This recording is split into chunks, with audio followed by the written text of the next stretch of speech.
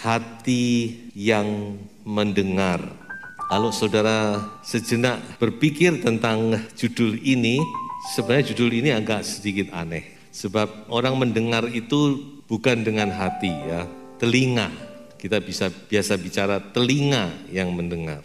Tapi firman Tuhan berjudul hati yang mendengar. Mengapa saya katakan demikian? Karena ternyata orang mendengar itu tidak cukup hanya dengan telinga. Orang mendengar itu tidak cukup hanya dengan telinga. Tapi saya perhatikan di dalam firman Tuhan bahwa ternyata kita harus memakai hati kita untuk mendengar. Sebab seringkali telinga kita ini terbatas. Dalam firman Tuhan dikatakan bahwa ada orang-orang yang mendengar tapi tidak bisa mendengar. Mendengar tapi tidak mengerti. Mendengar tapi tidak memahami apa yang didengar. Salah satu contoh yang paling gampang adalah bangsa Israel. Bangsa Israel ini dikatakan mendengar tapi tidak mengerti. Sehingga dikatakan firman Tuhan berkata, dengar sungguh-sungguh tapi mengerti jangan. Mendengar tetapi tidak mendengar. Mengapa bangsa Israel demikian? Karena bangsa Israel mendengar hanya dengan telinga. Jadi firman Tuhan, saudara harus benar-benar perhatikan dan renungkan. Karena ini sedikit agak mendalam. Coba saudara renungkan. Bukan hanya dalam kehidupan bangsa Israel, dalam hidup kita juga sama. Banyak hal kita mendengar, tapi kita nggak mendengar. Kalau nggak percaya ya, suami istri coba. Pulang dari gereja, coba saudara tanya kepada pasangan saudara. Apa yang kamu dapat? Apa yang kamu tangkap dari firman Tuhan? Kalau bisa menangkap 30% itu sudah hebat. Jadi seringkali kita juga melakukan hal yang sama. Kita mendengar, tapi kita tidak mengerti. Kita tidak menangkap apa yang kita dengar. Nah itulah sebabnya saya katakan bahwa ternyata mendengar itu tidak cukup hanya dengan telinga, saudara. Firman Tuhan berkata bahwa ternyata mendengar itu juga harus dengan hati. Makanya saya beri judul firman Tuhan ini hati yang mendengar. Jadi kita perlu telinga untuk mendengar, tapi terlebih kita perlu hati untuk kita mendengar. Saya mau perjelas apa yang saya sampaikan dengan satu kisah. Di dalam 1 Raja-Raja pasal 3, waktu Salomo baru berkuasa, baru mewarisi tahta daripada ayahnya Daud. Dikatakan Salomo pergi ke satu tempat yang namanya Gibeon. Dan Salomo mempersembahkan korban bakaran sebanyak 1000 korban bakaran. Mengapa kok Gibeon? Karena waktu itu kemah Musa ada di Gibeon. Perhatikan saudara, jadi pada zaman Raja Daud, kemah Musa ada di satu tempat yang namanya Gibeon, minus tabut perjanjian. Jadi ini agak aneh fenomena ini. Kemah Musa dengan segala perlengkapannya ada di Gibeon, tetapi tabut perjanjian ada di kota Daud. Karena saking cintanya Daud kepada tabut perjanjian itu dia bawa ke kotanya supaya tinggal di dekat dia. Ya, fenomena ini yang terjadi pada saat itu, saudara. Sebab itu dikatakan Raja Salomo dia pergi ke Gibeon dan mempersembahkan 1000 korban bakaran. Jumlah yang sangat fenomenal, 1000 korban bakaran, saudara. Dan dikatakan oleh firman Tuhan pada malam itu Tuhan menampakkan diri kepada Salomo di dalam mimpi. Saya berpikir, mudah-mudahan saya tidak salah, rupanya Tuhan juga menghargai ya korban dari Salomo. Ya tentu bukan Tuhan itu melihat jumlah saja, tapi Tuhan saya yakin juga melihat hati Salomo. Itu yang membuat Tuhan menampakkan diri kepada Salomo di dalam mimpi malam hari itu. Dan Tuhan bertanya di dalam penampakan itu, minta Salomo, apa yang kau inginkan, aku akan berikan kepadamu. Dan yang hebat dari Salomo, saudara-saudara, ini dalam mimpi ya, berarti dia itu memang sudah merenungkan dan hal ini menjadi kerinduannya. Sehingga dalam mimpi pun dia mengucapkan satu hal, maka berikanlah kepada hambamu ini hati yang faham menimbang perkara untuk menghakimi umatmu dengan dapat membedakan antara yang baik dan yang jahat. Sebab siapakah yang sanggup menghakimi umatmu yang sangat besar ini? Jadi Salomo menjawab dalam mimpi ini. Dia menyampaikan kerinduannya. Dia minta dikatakan hati yang faham menimbang perkara. Dan kita tahu bahwa Tuhan sangat senang. Tuhan berkenan kepada permintaan Salomo. Sehingga Salomo memperoleh atau dikabulkan permintaannya. Plus Tuhan berikan kemuliaan, kekayaan dan seterusnya. Karena Tuhan senang dengan permintaan ini. Nah saudara-saudara, yang menjadi perhatian kita perkataan hati yang faham menimbang perkara. Itu hati yang bagaimana? Saya coba selidiki di dalam Alkitab berbagai versi.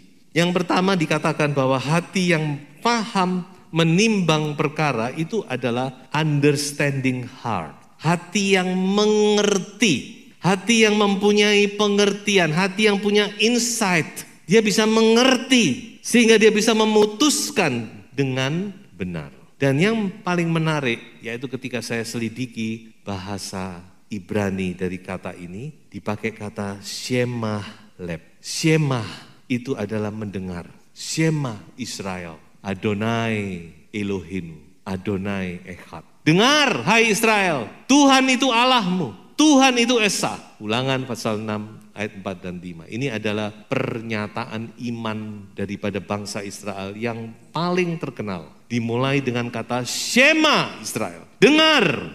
Dan kata leb itu artinya hati. Saya merasa agak heran dengan bahasa aslinya ini. Ternyata hati yang faham menimbang, hati yang berpengertian itu kalau kita lihat terjemahan aslinya adalah hati yang mendengar. Hearing heart, hati yang mendengar. Jadi hati yang mendengar itu membawa kita kepada sebuah hati yang berpengertian. Atau terjemahan lain dikatakan hati yang dengaran, obedient heart. Ketika saya melihat ini, saya mendapatkan satu pengertian baru. Bahwa ternyata hati yang berpengertian, hati yang paham menimbang perkara, itu dimulai dari hati yang mendengar. Shema leb. Hati yang mendengar itu membuat hati kita menjadi berpengertian. Coba saudara renungkan firman Tuhan ini. Betul enggak?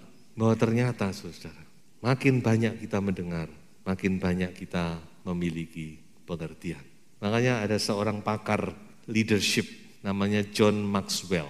Dia banyak mengarang buku-buku tentang kepemimpinan. Dia banyak mengadakan seminar tentang kepemimpinan. Di salah satu bukunya dia berkata bahwa ketika dia masih sebagai pengusaha, ketika dia mengadakan rapat bersama dengan bawahannya, dia sudah siapkan semua rancangan rapat itu.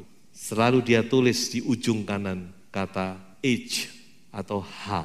H mengingatkan dia bahwa dalam rapat itu dia harus banyak hear. Dia harus banyak mendengar. Bukan banyak bicara. Memang ada saatnya kita harus bicara. Tapi berapa banyak kali kita belum mendengar sudah bicara. Ya tidak usah jauh-jauh antara suami istri saja. Belum mendengar sampai selesai, omongan pasangannya udah disanggah. Ini yang nyangga juga belum selesai, ini nyangga. Nah, sanggah-sanggahan, gegeran. Karena tidak bisa mengerti apa yang dipikirkan. Tidak mendengar, akibatnya tidak punya pengertian. Pengertiannya cuma terbatas apa yang dia pikirkan. Dia tidak bisa mengerti pendapat orang lain, cara berpikir orang lain, perasaan orang lain. Itu betul, saudara. Satu kalimat lagi, hati yang bijak dimulai dari sikap hati yang dengar-dengaran. Kata mendengar dan dengar-dengaran itu kebetulan di dalam bahasa Indonesia cuma tinggal pengulangan saja. Dan dua hal ini sangat berkaitan. Firman Tuhan ini mengingatkan kita agar kita memiliki hati seperti Salomo. Hati yang mendengar, hati yang mau dengar-dengaran. Sehingga kita bisa menjadi orang yang bijaksana. Nah, saya maju lagi kepada satu kitab, yaitu kitab Amsal. Kita tahu bahwa kitab Amsal juga ditulis oleh Raja Salomo. Nah, saudara-saudara bisa tahu bahwa kitab Amsal ini sebenarnya kitab yang memberikan kepada kita cara untuk menjadi orang yang bijaksana. Kitab bijak, How to Get Wisdom. Bagaimana kita bisa mendapatkan hikmat kebijaksanaan. Dan saudaraku, kalau saudara teliti kitab Amsal, ternyata di dalam kitab Amsal itu kata hai anakku, hai anak-anak, itu kurang lebih 30 kali. Saudara. Kalau saudara tidak percaya, saudara baca saja. Baca setiap kata hai anakku, catat 1, hai anakku 1, nanti saudara hitung. Dan yang ajaib bahwa kata shema atau kata mendengar atau kata dengarlah, terjemahannya bisa macam-macam. Itu juga 30 kali saudaraku. Jadi kalau saya gabungkan dua hal ini, maka saya mendapat sebuah kesimpulan bahwa setiap hari, karena 1 bulan itu kurang lebih 30 hari bukan? Setiap hari kita ini harus menjadi anak-anak yang mendengar nasihat orang tua kita. Bila kita mau menjadi orang yang bijaksana. Dan ini tidak terbatas kepada anak-anak saja yang masih orang tuanya masih ada. Kalau itu adalah anak-anak yang orang tuanya masih ada, lebih gampang lagi. Saudara. Anda harus dengar perkataan orang tuamu. Kalau Anda mau menjadi orang yang bijak. Tapi seperti saya sudah sharingkan kepada saudara. Ayat yang saya ambil di tahun baru berkata kepada saya, hai anak-anak, dengarlah orang tuamu. Saya sharing dengan istri saya. Loh, lah sing mau tak dengar itu siapa? Nah orang tuaku sudah di surga kabeh. Tapi setelah saya renung-renungkan, bukan. Bahwa orang tua yang dimaksud di sini tidak lain adalah orang tua rohani kita, yaitu Yesus. Makanya saya katakan orang tua ini tidak lain bicara tentang Papa Yesus. Amsal 3:12 berkata, karena Tuhan memberi ajaran kepada yang dikasihinya, seperti seorang ayah kepada anak yang disayangi. Tuhan mengajar kita seperti orang tua mengajar anak. Seperti papa mama mengajar anak. Dan kalau kita ingin menjadi anak yang bijaksana, kita harus belajar mendengar. Kita harus memiliki hati yang mendengar. Makanya kalau saudara membaca Amsal, terutama 9 pasal, ya mulai pasal 1 sampai 9, itu selalu banyak bicara tentang hai anak dengarlah hikmat, hikmat itu begini, kamu harus punya hikmat, kamu harus menyimpan hikmat dan seterusnya. Makanya saya ajak saudara kembali, ayo baca Amsal ya. Saudara usahakan baca Amsal sesuai dengan tanggal. Amsal pasal 5 banyak menasehati tentang perjinahan. Kayaknya nih pria-pria perlu banyak membaca. Menasehati kita supaya kita tidak jatuh dalam perjinahan. Banyak Amsal itu saudara. Amsal harus kita dengar supaya kita bisa menjadi orang yang bijaksana. Baik, sekarang saya mau melihat dengan cepat beberapa sikap hati dari orang-orang yang dipakai oleh Tuhan. Yang pertama kita lihat dari Samuel. Saudara-saudara tahu tentang kisah tentang Samuel bukan? Bagaimana Samuel yang kecil mulai diajar untuk bisa mendengar suara Tuhan. Tadinya dia tidak mengerti. Ketika dia tidur, dia mendengar namanya dipanggil. Dia datang kepada Imam Eli. Opa cari saya. Imam Eli kan sudah tua. Oh enggak, tidur. Kamu nanti kurang tidur. Sampai 3 kali saudara. Di situ Imam Eli juga mulai dia sadar. Anak ini dipanggil oleh Tuhan. Sehingga dia berkata, kalau kamu nanti dengar namamu dipanggil, kamu harus ngomong begini-begini ya nak. Ya baik opa. Dan yang keempat sungguh Tuhan datang di sampingnya, Tuhan Samuel. Dan Samuel di situ dia belajar, dia berkata, berbicaralah ya Tuhan, hambamu mendengar. Saudara kita perlu memiliki hati seperti ini. Berbicaralah ya Tuhan, berbicaralah. Makanya saya pernah berkata bukan, bahwa kalau kita berdoa itu jangan terus ngomong saudara. Ya, tidak ada salahnya saudara memang berdoa itu minta, dongo. Ya saudara berdoa memohon, memang berdoa itu memohon. Tapi berilah kesempatan untuk Tuhan bicara. Saudara berdoa setengah jam cuma ngomong terus dah. Tuhan ini mau ngomong kesendat, lah kapan ngomongi Tuhan saudara? Kalau saudara ngomong-ngomong sama orang, saudara mau ngomong lagi, wis lama-lama wis ngomong dhewe wis. Kalau saudara berdoa ada waktunya saudara harus tenang, menanti, berdiam diri di hadapan Tuhan. Beri kepadanya waktu untuk berbicara. Dengan sikap hati seperti Samuel, berbicaralah Tuhan, hambamu mendengar. Yang kedua, Sikap hati Daud, wah ini luar biasa. Coba kita baca bersama ya. 1 kali Allah berfirman, 2 hal yang aku dengar, bahwa kuasa dari Allah adanya, dan daripadamu juga kasih setia ya Tuhan. Daud lebih hebat lagi ya saudara. Dia memakai ungkapan bahwa Allah ngomong sekecap, aku dengar 2 kecap. Jadi Allah ngomong, dia sudah bisa menangkap artinya, bahkan arti di balik arti, saudara. Ini yang perlu kita miliki. Apalagi ketika kita membaca firman, kita perlu mengerti arti di balik arti. Seperti Daud, 1 kali Allah berfirman, 2 hal yang aku dengar. Haleluya. Jangan dibalik, 2-3 kali Allah berfirman, 1 pun gak nyantol. Nah, ini repot saudara ya. Yang berikutnya, Yesaya. Setiap pagi ia mempertajam pendengaranku. Ia mempertajam pendengaranku setiap pagi. Memang paling baik itu, paling tenang itu membaca firman itu di waktu pagi. Berapa kali saya teliti, saya rasakan, waduh kalau pagi itu memang firman itu bisa mancap, cak, bisa mengerti gitu. Setiap pagi ia mempertajam pendengaranku untuk mendengar seperti seorang murid, disciple.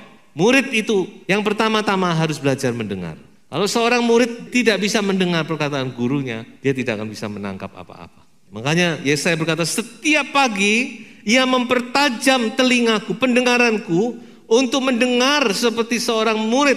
Tuhan Allah telah membuka telingaku, dan aku tidak memberontak, tidak berpaling ke belakang. Jadi sekali lagi saudara, mari kita belajar untuk mendengar.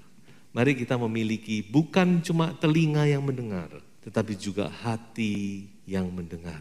Kalau perlu kita minta seperti Salomo, minta kepada Tuhan, beri kepadaku Shema Lev, hati yang mendengar. Supaya aku bisa menghakimi, memberikan keputusan yang tepat. Haleluya. Dan yang terakhir adalah hati Mesias, hati Tuhan kita. Digambarkan oleh surat Yohanes ini. Aku tidak dapat berbuat apa-apa dari diriku sendiri. Aku menghakimi sesuai dengan apa yang aku dengar, dan penghakimanku adil. Sebab aku tidak menuruti kehendakku sendiri, melainkan kehendak Dia yang mengutus aku. Jadi saya melihat di dalam kehidupan Yesus, Yesus itu 1 hari 24 jam punya persekutuan yang erat dengan Bapaknya. Sehingga perkataannya itu bukan dari dirinya. Dikata, aku berkata-kata bukan dari diriku, karena aku mendengar Bapa. Nah ini pelajaran tingkat tinggi nih saudara. Dia mendengar Bapaknya dan dia sampaikan itu. Jadi kalau Yesus saja perlu mendengar suara Bapa, apalagi saudara dan saya. Jadi kesimpulan, bila kita ingin menyenangkan hati Tuhan, kita harus memiliki hati yang mendengar. Hati yang mendengar itu berkenan kepada Tuhan. Dan Tuhan pasti akan memberkati kita lebih dari apa yang kita minta. Amin. Tuhan Yesus memberkati. Hampiri Tuhan untuk mendengar. Haleluya.